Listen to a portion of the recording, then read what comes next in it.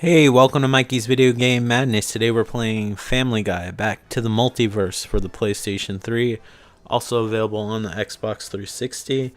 I'm not a huge Family Guy fan. I was always curious about this game because reading about it and just casually seeing it online, I heard it was a pretty decent licensed game. And as far as gaming goes, as long as the game is decent, I'm pretty much down. I remember my sister used to rent games like The Little Mermaid, which is actually a really good game with a Little Mermaid license. And I remember I used to play that and enjoy it. So I think I enjoyed it more than the game I rented because my mother let my sister rent a game and I rented a game as well. I don't even remember what I rented, but apparently I remember The Little Mermaid. And I remember playing it and having fun with it, and then never thinking about it ever again. And then my father, who was a repairman at the time, back then we didn't really have used game stores.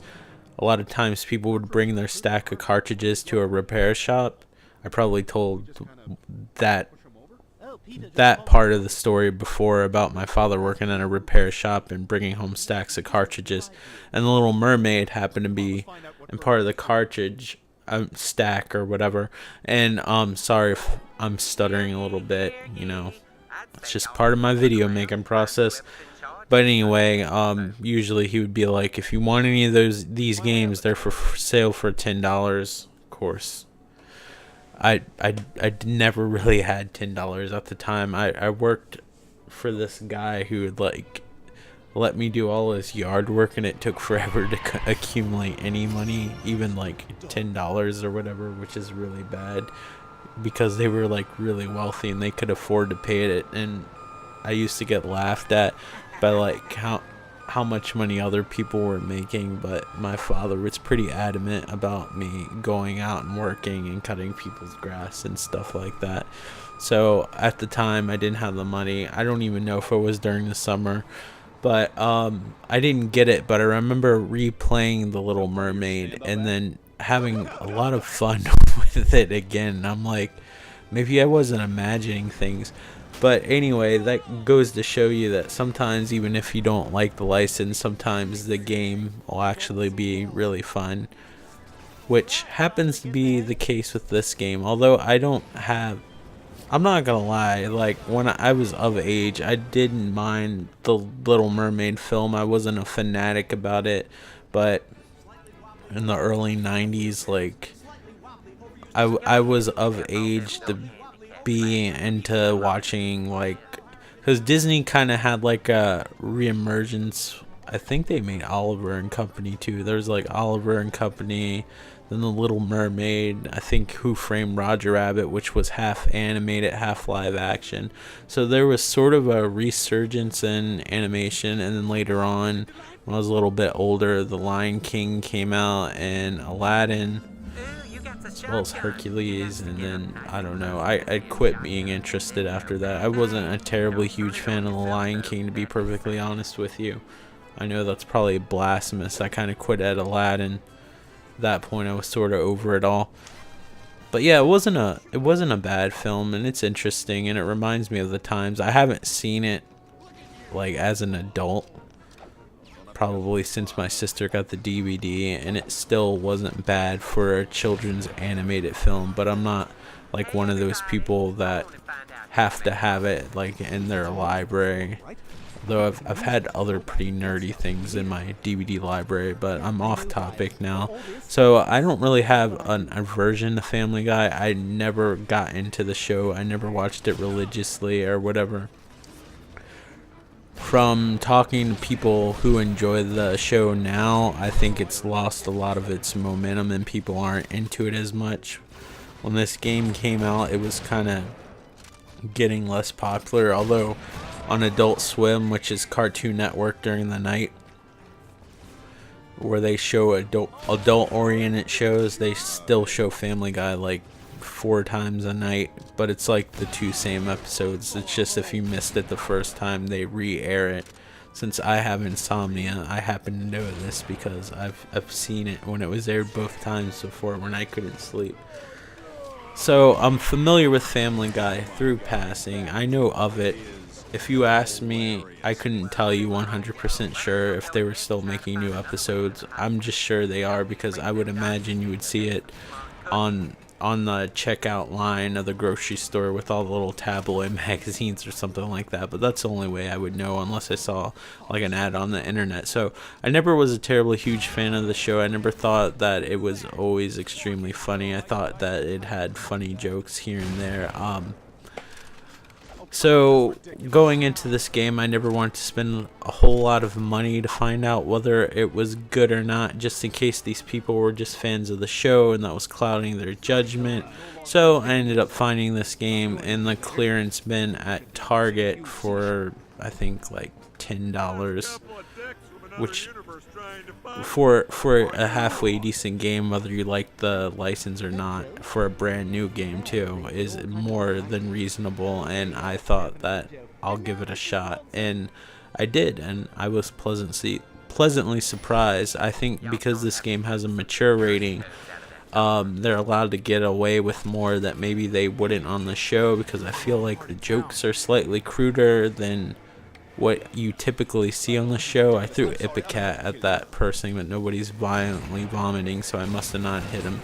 So anyway, this is a super generic third-person shooter, and it controls exactly like Max Payne without the bullet time. I mean, you don't duck and cover or anything. It's definitely arcade based. It has that Call of Duty lock-on control scheme where if you push the zoom in button on this, because you don't really have crosshairs on this, or I would call it the crosshair button, which is usually L2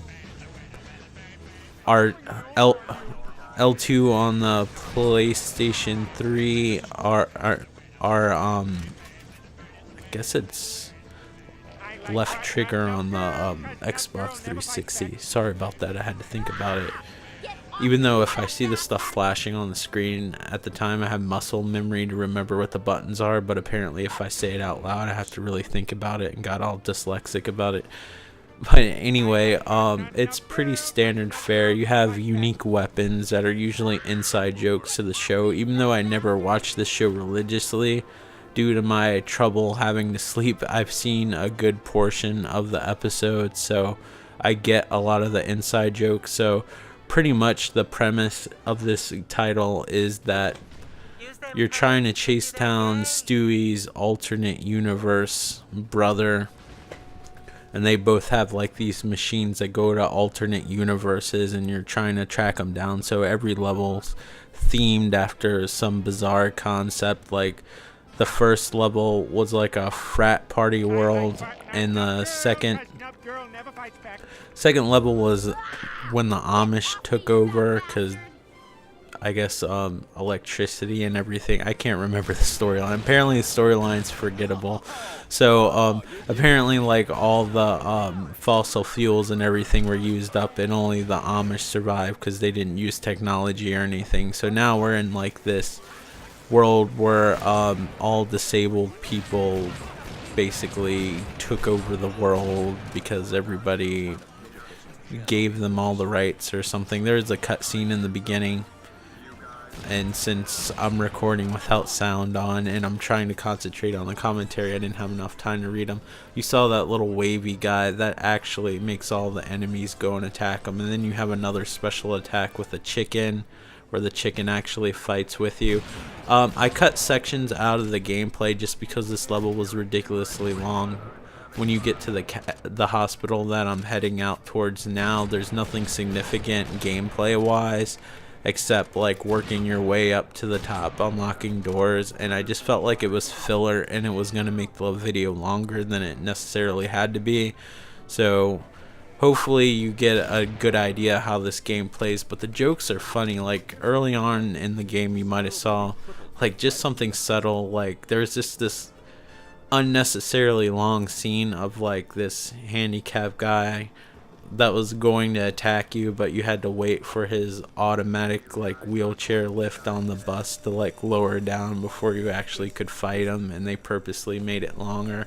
If you see, there's little touches, like there's no stairs, everything's turned into a ramp. There's like little 4x4s across the stairs and stuff like that. I mean, Yeah, I guess some sensitive people might get their feelings hurt, but if it made fun of somebody like me or whatever for whatever disabilities I have or whatever was wrong with me or whatever, and it was that good fun without being ridiculously cruel or whatever, like I feel like how it's being now, I don't think it would bother me. Like there's been plenty of internet videos of people that I follow on the internet that, you know, I might not necessarily agree with them, or they've made jokes about people play games or something like that, or making fun of people that are into games that they might necessarily be at, and I can laugh along and it doesn't really bother me. I mean, it's silly. You're playing as a baby with a gigantic head and a dog with a gun. I mean, it's a video game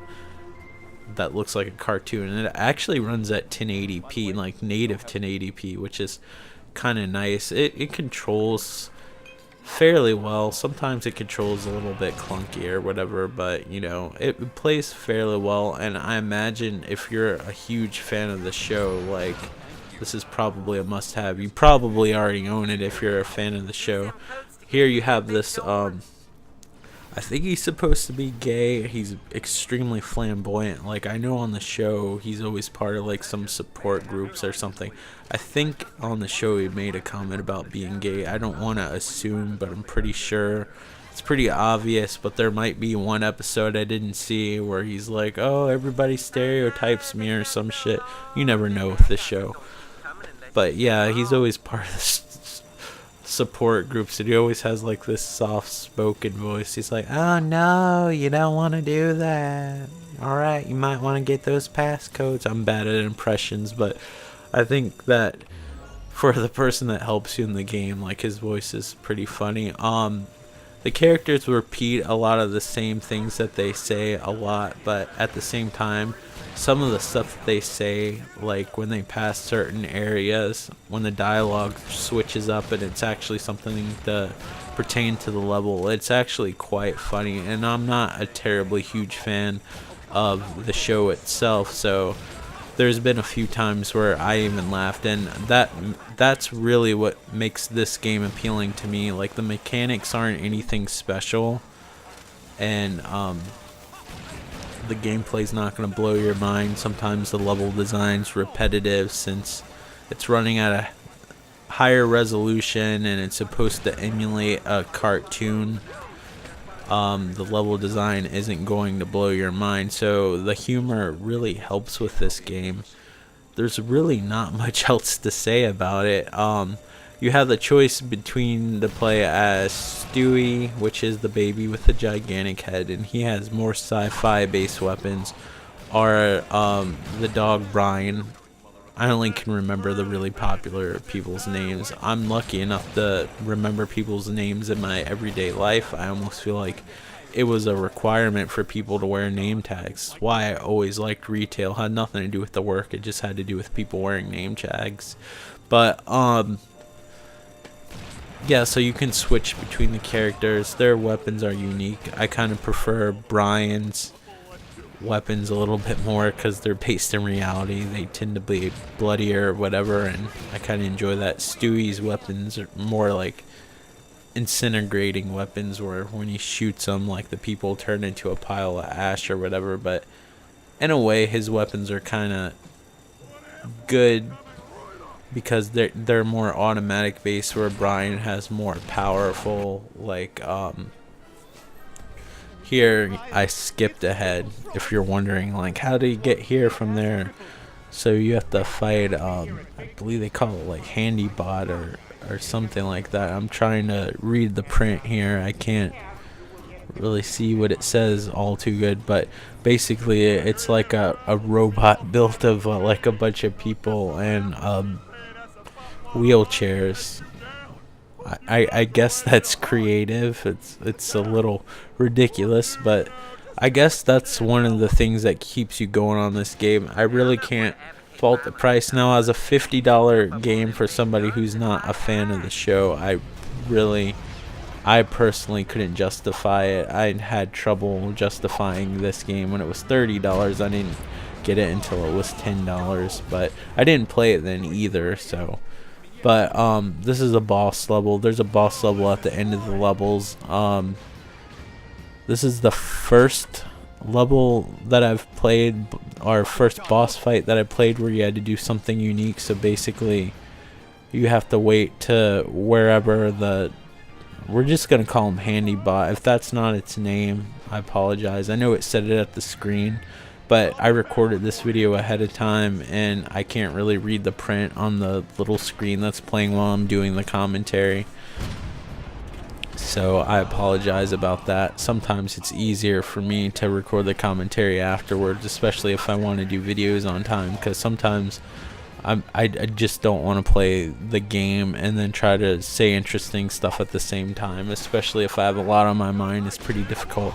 So you have these cannons and he throws a bunch of stuff at you, and basically if he hits the cannon, it destroys the cannon, and then you have to run to the cannon and repair it and then shoot the cannon in the general direction that the Handy Bot's in. If you notice I'm not at the right position, I need to go to that broken cannon. Obviously the one that I need is broken, so I gotta go and fix that.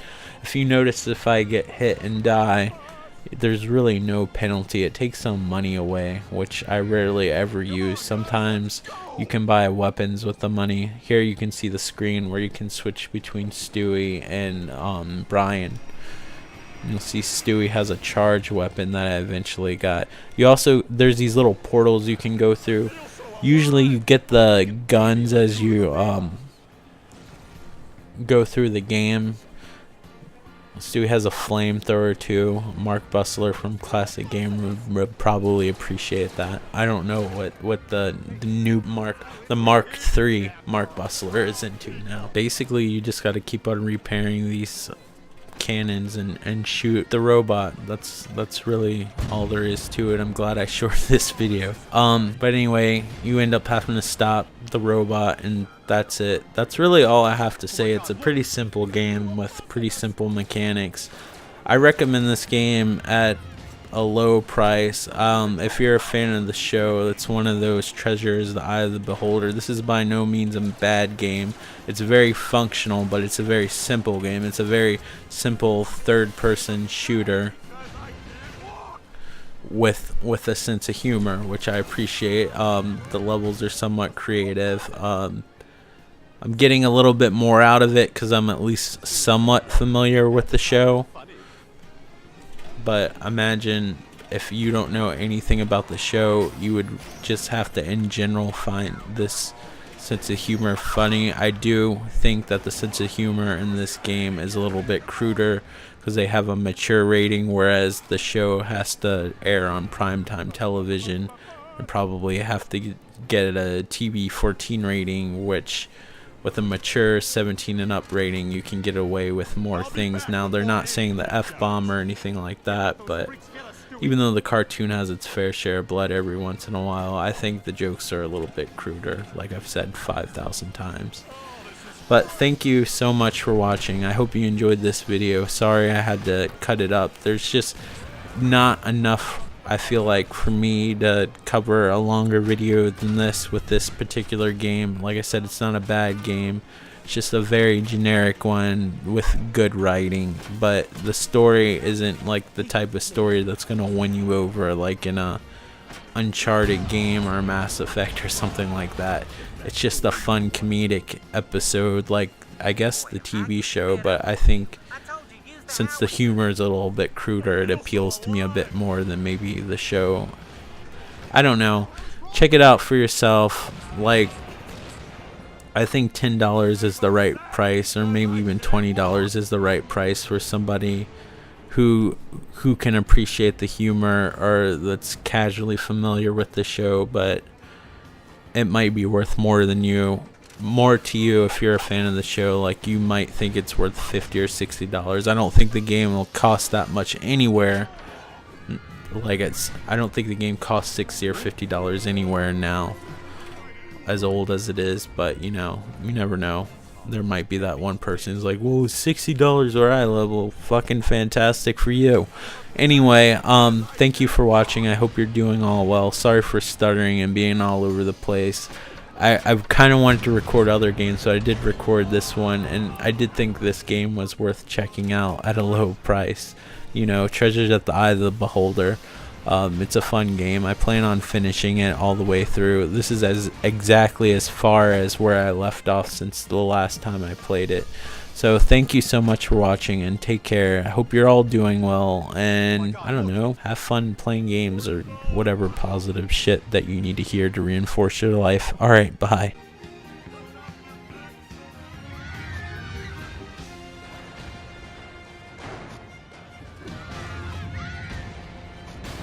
I'll be back with more handicap guys. If you want to, like, comment, and subscribe.